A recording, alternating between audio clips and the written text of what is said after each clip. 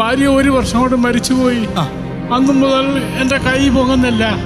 എന്നാ ഈ കൈ ഒന്ന് പൊക്കി കാണിക്കാ.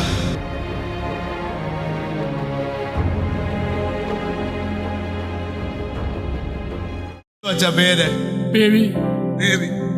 എവിടാ വീട്? ഞാൻ കുടുംബമാണ്. പോസ്റ്റ്മാനായിരുന്നു. അങ്ങനെ പെൻഷൻ കൊണ്ട് ജീവിക്കുക. ഭാര്യ 1 വർഷം കൊണ്ട് മരിച്ചുപോയി. അന്നു മുതൽ എന്റെ കൈ പൊങ്ങുന്നില്ല.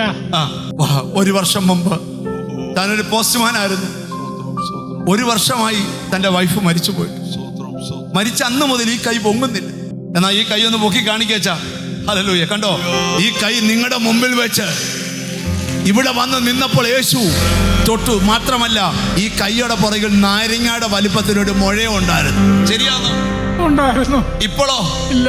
ഇപ്പോൾ അതവിടെ ഇല്ല. തളർന്ന ഈ കൈ ഉയർന്നു നിൽക്കുന്നേ. സന്തോഷമായോ? സന്തോഷമായി.